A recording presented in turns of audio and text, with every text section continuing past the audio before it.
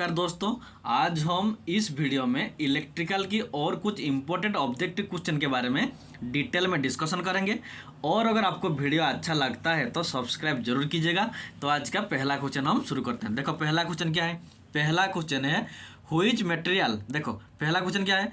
पहला क्वेश्चन है which material is used to make brush in generator. देखो जो जनरेटर होता है उसका जो ब्रश होता है वो ये चार ऑप्शन में से कौन सा मटेरियल का होता है। स्टील और ग्राफाइट का होता है, या कार्बन और ग्राफाइट का होता है, या कास्ट आयरन और ग्राफाइट का होता है, या एल्युमिनियम और ग्राफाइट का होता है। तो इसका आंसर होगा जनरेटर का जो ब्रश होता है वो हमारा कार्बन और ग्राफाइट का होता है। Option number 2 is the correct answer.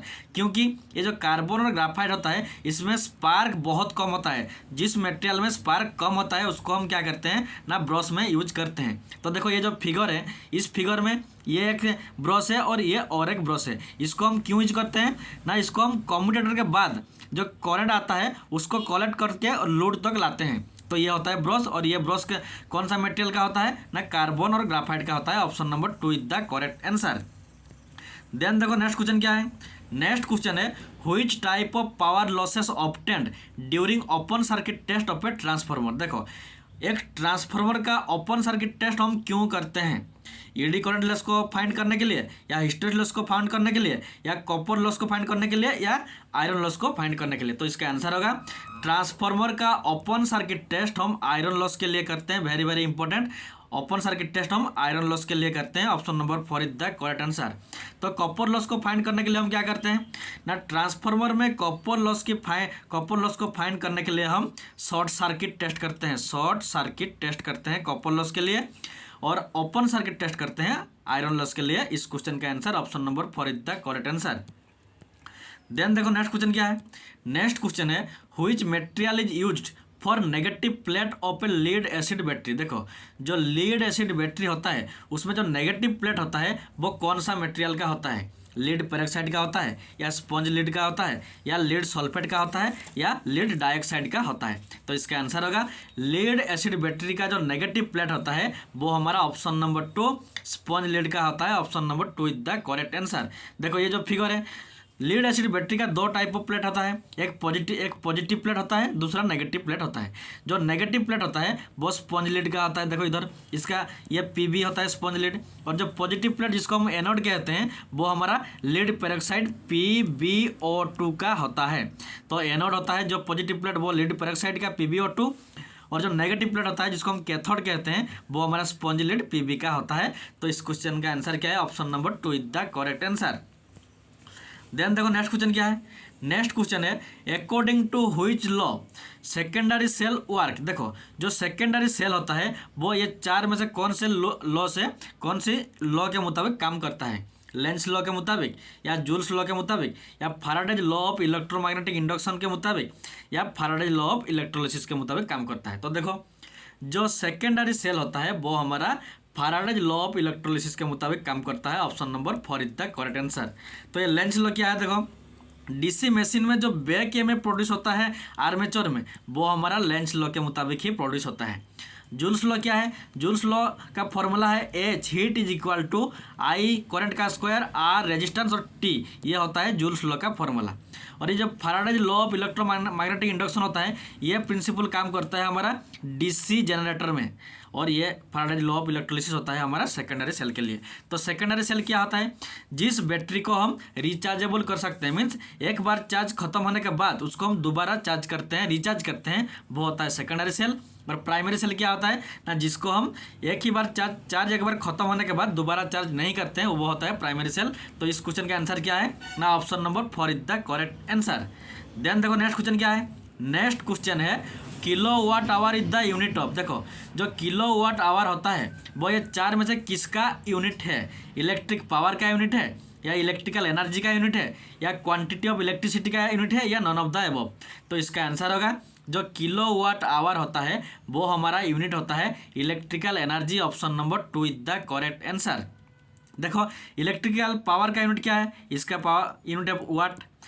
Quantity of electricity इसका यूनिट क्या है, देखो इसको हम चार्ज कहते हैं, शॉर्ट में क्या कहते हैं, चार्ज। क्वांटिटी ऑफ इलेक्ट्रिसिटी को हम चार्ज कहते हैं, और चार्ज का यूनिट क्या होता है, कूलम होता है।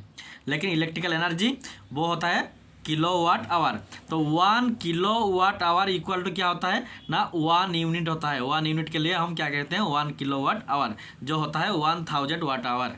देन देखो नेक्स्ट क्वेश्चन क्या है। नेक्स्ट क्वेश्चन है, देखो नेक्स्ट क्वेश्चन है, what is the condition for maximum efficiency of a transformer. एक ट्रांसफार्मर का मैक्सिमम एफिशिएंसी कौन सी कंडीशन में होता है। इधर 4 कंडीशन है, इनमें से कौन सा कंडीशन के टाइम मैक्सिमम एफिशिएंसी होता है। जब ट्रांसफार्मर में आयरन लॉस और कॉपर लॉस दोनों इक्वल बराबर होते हैं, या जब आयरन लॉस और कॉपर लॉस, आयरन लॉस ज़्यादा होता है कॉपर लॉस से, या आयरन लॉस कम होता है कॉपर लॉस से, या आयरन लॉस और ईडी करंट लॉस दोनों इक्वल बराबर होते हैं। तो इसका आंसर होगा एक ट्रांसफार्मर में जब मैक्सिमम एफिशिएंसी होता है कब होता है ना जब आयरन लॉस और कॉपर लॉस दोनों इक्वल होते हैं। Option number 1 is the correct answer. ये भी हो सकता है variable loss is equal to constant loss, ये भी होगा, क्योंकि जब वेरिएबल लॉस वो कॉपर लॉस को हम वेरिएबल लॉस कहते हैं और जो आयरन लॉस होता है उसको हम कांस्टेंट लॉस कहते हैं। तो ट्रांसफार्मर की मैक्सिमम एफिशिएंसी कंडीशन में variable loss is equal to constant loss भी हो सकता है, या iron loss is equal to copper loss भी हो सकता है। तो मैक्सिमम एफिशिएंसी क्या होता है ना जब एक ट्रांसफार्मर में लॉस मिनिमम होता है, उस कंडीशन में उसको हम मैक्सिमम एफिशिएंसी भी कहते हैं। तो इस क्वेश्चन का answer option number 1 is the correct answer. Then देखो नेक्स्ट क्वेश्चन क्या है। नेक्स्ट क्वेश्चन है which error if the energy meter disc rotating continuously on no load. देखो जब एनर्जी मीटर का जो डिस्क होता है वो रोटेटिंग करता है लेकिन नो लोड कंडीशन में। देखो नॉर्मली क्या होता है ना जब एक एनर्जी जब लोड ऑन लोड होता है तब एनर्जी मीटर का डिस्क रोटेट करता है, लेकिन जब नो लोड कोई भी लोड नहीं होगा फिर भी उसका डिस्क रोटेट होगा, वही होता है हमारा एरर। तो उस टाइप ऑफ एरर को हम कौन सा एरर कहेंगे, उसको हम स्पीड एरर कहेंगे, या फ्रिक्शन एरर कहेंगे, या क्रीपिंग एरर कहेंगे, या फेज एरर कहेंगे। तो इसका आंसर होगा जब एनर्जी मीटर का डिस्क बिना load without load no load condition में भी घूमता है, रोटेट करता है, उसको हम कहते हैं creeping error. Option number 3 is the correct answer. देखो ये हमारा एक एनर्जी मीटर है, उसका ये डिस्क है, जब बिना लोड में भी ये जो डिस्क है ये रोटेट करेगा, उसको हम क्या कहेंगे ना इसमें क्रीपिंग एरर हुआ है। Option number 3 is the correct answer. Then देखो नेक्स्ट क्वेश्चन क्या है।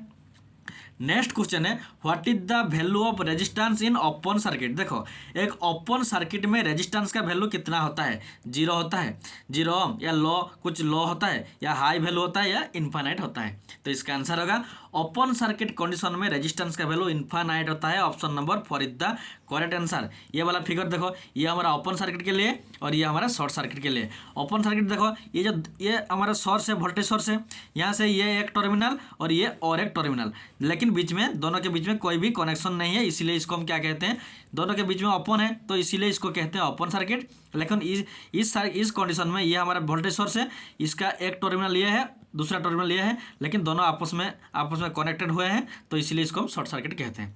तो ओपन सर्किट में देखो ये करंट का वैल्यू कितना है, 0 है, और रेजिस्टेंस का वैल्यू क्या है, इन्फानाइट है। तो देखो क्वेश्चन में क्या है, ओपन सर्किट में रेजिस्टेंस का वैल्यू कितना होना चाहिए ना, इन्फानाइट होना चाहिए। तो option number 4 is the correct answer. लेकिन अगर शॉर्ट सर्किट होगा, शॉर्ट सर्किट में क्या होता है, देखो करंट का वैल्यू क्या है, इन्फानाइट है, रेजिस्टेंस का वैल्यू कितना है, 0 है। तो जस्ट ऑपोजिट, जो ओपन सर्किट और शॉर्ट सर्किट ये दोनों जस्ट ऑपोजिट होते हैं। जब ओपन सर्किट में रेजिस्टेंस का वैल्यू इन्फानाइट होता है, लेकिन शॉर्ट सर्किट में रेजिस्टेंस का वैल्यू 0 होता है, और ओपन सर्किट में करंट का वैल्यू 0 होता है, और शॉर्ट सर्किट में करंट का वैल्यू इन्फानाइट होता है। तो इस क्वेश्चन का answer option number 4 is the correct answer. Then देखो नेक्स्ट क्वेश्चन क्या है। नेक्स्ट क्वेश्चन है what is the application of series circuit. Series circuit का हम ये 4 में से कौन सी कनेक्शन में ये सीरीज सर्किट का यूज करते हैं। वोल्टमीटर कनेक्शन में सीरीज कनेक्शन करते हैं, या लाइट सर्किट जो घर में जो लाइट सर्किट का होता है वो हमारा सीरीज सर्किट होता है, या शॉर्ट इन एमीटर में जो शॉर्ट यूज किया जाता है वो हमारा सीरीज सर्किट होता है, या मल्टीप्लायर का जो वोल्टमीटर में जो मल्टीप्लायर होता है वो हमारा सीरीज सर्किट होता है। तो इसका आंसर होगा वोल्टमीटर में जो मल्टीप्लायर होता है वो हमारा वोल्टमीटर और मल्टीप्लायर दोनों आपस में सीरीज में कनेक्शन होते हैं। Option number 4 is the correct answer. तो देखो वोल्टमीटर में हम मल्टीप्लायर को क्यों यूज करते हैं, देखो मान लो ये एक वोल्टमीटर है, इसका रीडिंग मैक्सिमम कितना है, 0 से लेकर 5 वोल्ट तक ही ये मेजर कर सकता है।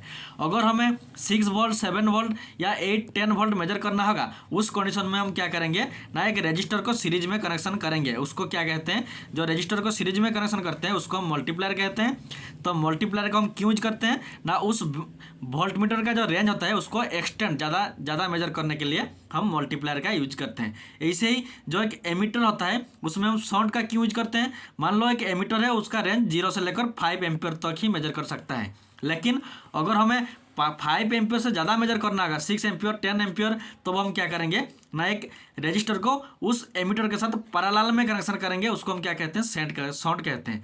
तो सीरीज में कौन कनेक्शन हुआ ना, जो वोल्ट मीटर और मल्टीप्लायर ये दोनों आपस में सीरीज में कनेक्शन होते हैं। तो option number 4 is the correct answer. Then देखो नेक्स्ट क्वेश्चन क्या है, नेक्स्ट क्वेश्चन क्या है, what is the semiconductor material. देखो इधर 4 मटेरियल है, एक यूरिया का है, दूसरा इबोनाइट है, तीसरा मैंगानीज है, चौथा जर्मानियम है। इनमें से कौन सा एक हमारा सेमीकंडक्टर है? तो ऑप्शन नंबर 4 जर्मानियम होता है सेमीकंडक्टर, क्योंकि यूरेका, इबोनाइट और मैंगानीज ये सब हमारा क्या है ना, हाई रेजिस्टिव मटेरियल है, हाई रेजिस्टिव मटेरियल। लेकिन जो जर्मानियम होता है वो हमारा सेमीकंडक्टर होता है। एक होता है कंडक्टर, दूसरा होता है सेमीकंडक्टर, तीसरा होता है इंसुलेटर। तो ये यूरेका, इबोनाइट और मैंगानीज ये तीनों हमारा इंसुलेटर है, जर्मानियम हमारा कंडक्टर, सिलिकॉन भी हमारा जर्मानियम हमारा सेमीकंडक्टर, सिलिकॉन भी सेमीकंडक्टर होता है। लेकिन कंडक्टर कौन होते हैं? कॉपर होता है कंडक्टर, एल्यूमिनियम होता है कंडक्टर। और तो इस क्वेश्चन का answer option number 4 is the correct answer. Then next, तो आज के लिए इतना ही। Thanks for watching.